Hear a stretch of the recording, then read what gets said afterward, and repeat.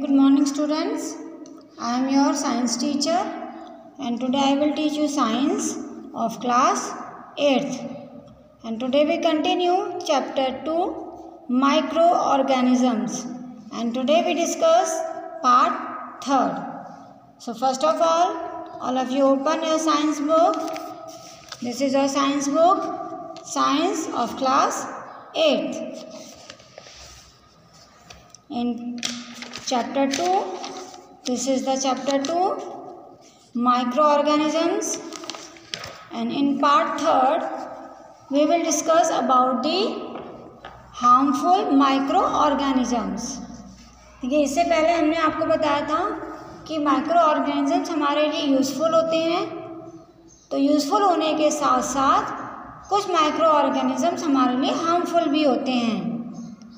अब देखिए वो किस तरह से वो हमारे लिए हार्मफुल होते हैं कि आपने देखा होगा कि जब हम कभी हमारा जो क्लाइमेट है वो ह्यूमिड होता है, मतलब मॉइस्चर ज़्यादा होता है, तो उस समय हमारे अगर कई दिन तक हमारे घर में ब्रेड रखी रहती है या चपाती रखी रहती है तो उस पर आपको ग्रीन ग्रीन सा इस तरह से ग्रीन या वाइट की लेयर दिखाई देती है। तो ये हमारे माइक्रो ऑर्गेनिज्म हैं जो उन्होंने इस ब्रेड को कवर कर रखा है, उसमें माइक्रोब्स बनने लगे हैं, उनकी ग्रोथ हो रही है जो उस फूड को उन्होंने स्पॉइल कर दिया है, यानी कि ये हमारा जो फूड है उसको ख़राब कर दिया है। इसके अंदर बैक्टीरिया बनने शुरू हो चुके हैं और इस फूड को खाने से हमारी जो फूड से बीमारी होती है, फूड पॉइजनिंग हो जाता है, वो बीमारी हो जाती है। तो इसी तरह से देखिए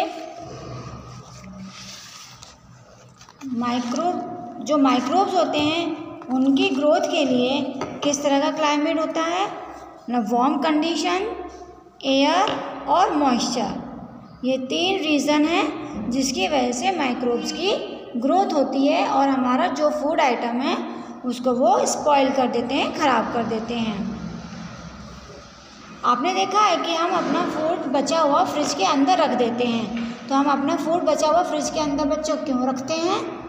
क्योंकि कम टेम्परेचर पर हमारा जो फूड है वो स्पॉइल नहीं होता, उसके अंदर माइक्रोब्स की ग्रोथ नहीं होती है, क्योंकि फ्रिज के अंदर ठंडा रहता है और ठंडा यानी कि टेम्परेचर कम है, तो टेम्परेचर कम होने के कारण यानी कि ठंडक होने के कारण फूड के अंदर माइक्रोब्स नहीं बनते, उनकी ग्रोथ नहीं होती है और हमारा फूड आइटम सही रहता है, वो ख़राब स्पॉइल नहीं होता।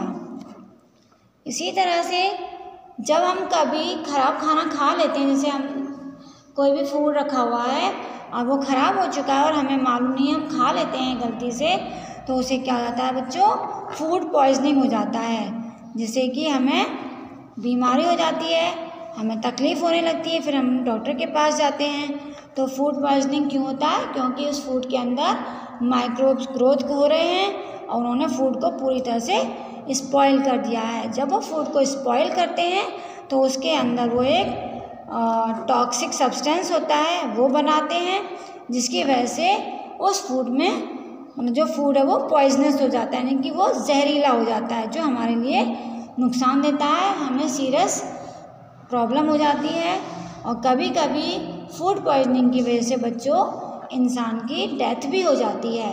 इसलिए हमें ख़राब फूड कभी नहीं खाना चाहिए। तो हमें अपने फूड को लंबे टाइम तक सेफ रखने के लिए, बचाने के लिए हमें क्या करना चाहिए? फूड प्रिजर्वेशन करना चाहिए, यानी कि फूड को सुरक्षित रखना चाहिए। अब फूड को सुरक्षित रखने के लिए अलग अलग फूड को सुरक्षित रखने के लिए अलग अलग तरीके होते हैं, तो हम पढ़ते हैं फूड प्रिजर्वेशन। तो देखिए अब जैसे पल्सेस हैं, ग्राउंड नट्स हैं, इन सभी को प्रिजर्व करने के लिए हम इनके अंदर पानी होता है, पानी क्या करता है? फूड को स्पॉइल कर देता है, यानी कि अगर किसी इसमें मॉइस्चर ज़्यादा होता है तो मॉइस्चर की वजह से माइक्रोब्स ग्रोथ करने लगते हैं और उसे स्पॉइल कर देते हैं। इसलिए हमें जो भी हमारे पल्सेस हैं, ग्राउंड नट्स हैं, ड्राई फ्रूट्स हैं, उन सभी को हमें अच्छी तरह से सनलाइट में सुखाना चाहिए। उसके सुखाने से उसके अंदर जो भी वाटर होता है, यानी कि जो मॉइस्चर होता है, वो सभी वेपर बन के उड़ जाता है, वो पूरी तरह से सूख जाते हैं। तो इस मेथड को हम कहते हैं डिहाइड्रेशन। तो सुखाने के बाद फिर हम इन्हें स्टोर करके लंबे टाइम तक रख सकते हैं, फिर ये ख़राब नहीं होंगे। इसी तरह से नेक्स्ट मेथड है हमारा, देखिए ये सभी चीज़ें हैं, ये इन सभी चीज़ों का हम डिहाइड्रेशन करते हैं और फिर हम इनको स्टोर करते हैं, यानी कि अच्छी तरह से इन्हें धूप में सुखाते हैं, जिससे कि इनके अंदर जो भी मॉइस्चर है, यानी जो भी अगर थोड़ा बहुत वाटर है, वो पूरा धूप से उड़ जाए। तो उसके बाद हम इनको स्टोर करते हैं। इसके बाद नेक्स्ट मेथड है हमारा बॉयलिंग।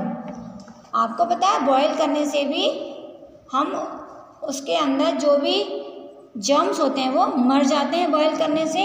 इसलिए हम पानी और मिल्क, यानी कि वाटर और मिल्क को हम बॉईल करते हैं, जिससे उसके अंदर जो जर्म्स प्रेजेंट होते हैं वो मर जाते हैं।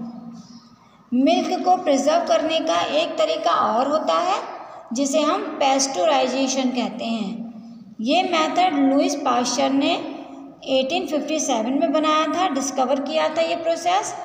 अब इस प्रोसेस में, अब आप सोच रहे होंगे कि इस प्रोसेस में हम मिल्क को किस तरह से बचा सकते हैं। तो बच्चों, इस प्रोसेस में हम मिल्क को 70 डिग्री सेल्सियस पर 20 to 30 सेकेंड तक गर्म करते हैं। उसके बाद हम सडनली उसे एकदम से चिल्ड करते हैं, एकदम ठंडा कर देते हैं, ठंडा करके उसे स्टोर कर देते हैं। तो ये मेथड होता है पेस्टोराइजेशन। तो इस मेथड से उसके अंदर माइक्रोब्स की ग्रोथ नहीं होती, यानी माइक्रोब्स नहीं बनते और हमारा मिल्क सुरक्षित रहता है। इसके बाद नेक्स्ट मेथड है कॉमन सॉल्ट का। तो आपने देखा होगा बच्चों, मम्मी जब गर्मियों में आम आते हैं, कच्चे आम, तो उन्हें सुखाकर नमक लगाकर और सुखाकर उन्हें रख लेती हैं, तो उससे वो ख़राब नहीं होते। तो नमक लगाने से, जैसे फ़िश है, मीट है, आम है, कच्चा आम जो होता है, इनमें हम नमक लगाकर फिर इन्हें सुखाकर रख लेते हैं, तो ये ख़राब नहीं होते हैं, हम लंबे टाइम तक रख सकते हैं। इमली है, आंवला, इन चीज़ों को भी हम नमक लगाकर सुखाकर काफ़ी टाइम के लिए सुरक्षित रख सकते हैं। इसी तरह से बच्चों, आपने जैम खाया है? जैम, जेली, इन्हें हम किस तरह से प्रिजर्व करते हैं, सुरक्षित रखते हैं? शुगर से, यानी चीनी से, क्योंकि चीनी जो है वो उसके अंदर जो मॉइस्चर है उसे रिड्यूस करती है, कम करती है और ग्रोथ, बैक्टीरिया की ग्रोथ को नहीं होने देती और हमारा जो फूड है वो स्पॉइल भी नहीं होता। इसलिए हम फूड को, जो भी हमारा फूड आइटम है, उसे हम शुगर के सॉल्यूशन में एयर टाइट करके हम काफ़ी टाइम तक सुरक्षित रख सकते हैं। तो ये था बच्चों फूड प्रिजर्वेशन। अब हम डिस्कस करते हैं diseases caused by micro organisms in humans, यानी ह्यूमन के अंदर जो माइक्रो ऑर्गेनिजम्स के कारण डिसीज़ होती हैं वो कौन सी होती हैं। देखो, कुछ माइक्रोब्स जो हैं हमारे इंसान और एनिमल्स दोनों के अंदर बॉडी में एंटर करते हैं और हमें बीमार कर देते हैं, यानी कि हमें बीमारी फैला देते हैं। तो जो माइक्रोब्स बीमारी फैलाते हैं उन्हें कहते हैं हम पैथोजेंस। अब ये पैथोजेंस हमारी बॉडी में बच्चों कैसे जाते हैं? ये पैथोजेंस हमारी बॉडी में जब हम सांस लेते हैं तो एयर के साथ हमारी बॉडी में चले जाते हैं सांस लेते समय, या हम जब पानी पीते हैं तो पानी के साथ हमारी बॉडी में चले जाते हैं, या कोई एनिमल होता है जैसे मच्छर है, मच्छर ने हमें काट लिया तो मच्छर हमारी बॉडी से ब्लड चूसता है और दूसरे इंसान का ब्लड हमारी बॉडी में, जब वो हमें काटता है तो हमारी बॉडी में ट्रांसफ़र भी हो जाता है। तो एनिमल की हेल्प से भी ये पैथोजेंस हमारी बॉडी में एंटर कर जाते हैं। और फिर इनकी वजह से हमें सीरियस बीमारी हो जाती हैं और इन बीमारी को हम कहते हैं कम्युनिकेबल डिसीजेज, यानी कि जो एक दूसरे को फैल जाती हैं। जैसे आपने सुना होगा कॉमन कोल्ड, जैसे सर्दी, चिकन पॉक्स, ट्यूबरक्लोसिस, टीबी की जो बीमारी होती है, ये सब बीमारियां कैसी होती हैं बच्चों? कम्युनिकेबल डिसीजेज, जो एक इंसान से दूसरे इंसान को हो जाती है। जब कोई इंसान, मान लीजिए किसी को खांसी हो, सर्दी हो गई है, कोल्ड हो गया है, जब वो छींकता है तो छींकने के साथ जब उसकी नोज़ से हवा निकलती है तो उस हवा के अंदर बच्चों बहुत सारे छोटी छोटी बूंदें निकलती हैं, मॉइस्चर निकलता है और उन बूंदों में थाउजेंड्स वायरस होते हैं उस बीमारी के, और वो वायरस हमारे आसपास की जो एयर होती है उसमें फैल जाते हैं। और हमारे पास अगर कोई इंसान बैठा है और जब वो सांस ले रहा है उसी हवा में, तो उस हवा के साथ वो वायरस अच्छे इंसान की बॉडी में चले जाएंगे, फिर उसे भी कोल्ड हो जाएगा, फिर वो भी छींकना शुरू कर देगा। तो इस तरह से वायरस एक बॉडी से हेल्दी पर्सन, दूसरा हेल्दी पर्सन की बॉडी में एंटर कर जाते हैं ब्रीथ के थ्रू। अब आपने देखा कुछ इंसेक्ट्स होते हैं जैसे मॉस्किटो है, बीज हैं, तो हाउस फ्लाई हैं, इनकी वजह से भी हमारी बॉडी में पैथोजेंस एंटर कर जाते हैं।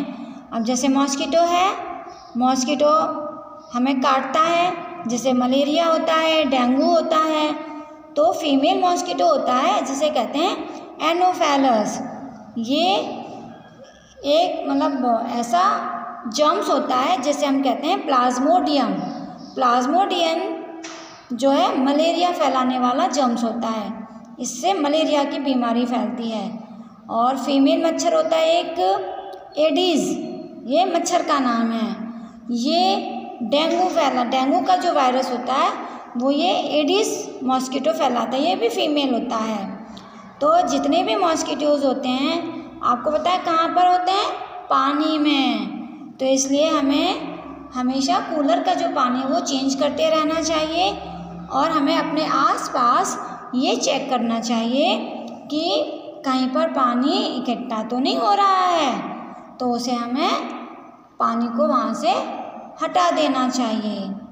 इसी तरह से बच्चों, जैसे हाउस फ्लाई होती हैं मक्खियाँ, आपने देखा है कि जब मक्खियाँ किसी गंदगी के पर बैठती हैं तो उनके विंग्स में, उनके पैर में वो पैथोजन, बीमारी फैलाने वाले जो पैथोजेंस होते हैं वो चिपक जाते हैं। और जब वही मक्खी अनकवर्ड फूड पर बैठती है तो वो पैथोजन उस फूड पर वो छोड़ देती है, और जब हम उस फूड को खाते हैं तो फूड के साथ वो पैथोजेंस यानी जो जर्म्स हैं वो हमारी बॉडी में चले जाते हैं और फिर वो हमें बीमार कर देते हैं।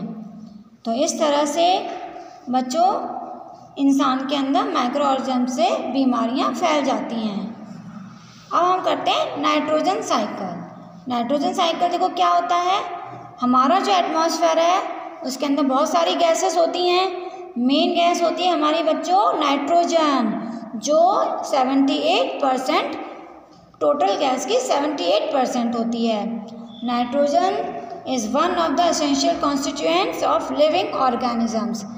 जो नाइट्रोजन है वो लिविंग ऑर्गेनिजम्स के लिए एक इम्पॉर्टेंट पार्ट है, जो कि जैसे protein, chlorophyll, nucleic acid and vitamin है, इसी तरह से ये भी इम्पॉर्टेंट है।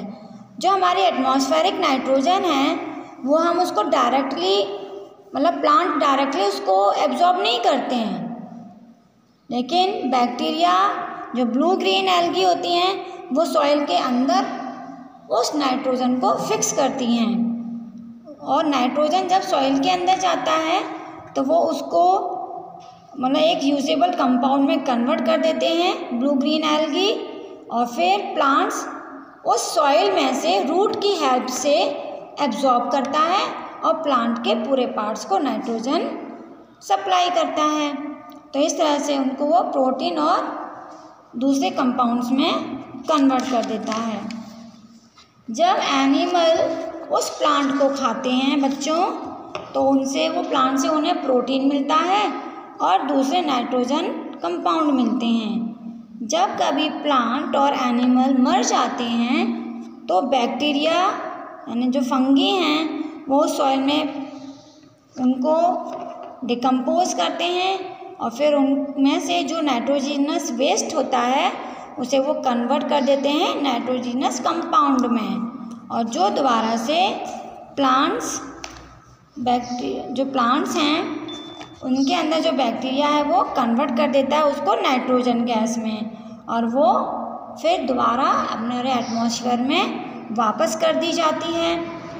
तो इस तरह से जो नाइट्रोजन है उसका परसेंटेज हमारे एटमॉस्फेयर में कांस्टेंट रहता है, यानी कि जितनी वो यूज़ होती है उतनी ही वो वापस एटमॉस्फेयर में चली जाती है। तो ये था हमारा nitrogen cycle. So this chapter is completed. Thank you. Have a nice day.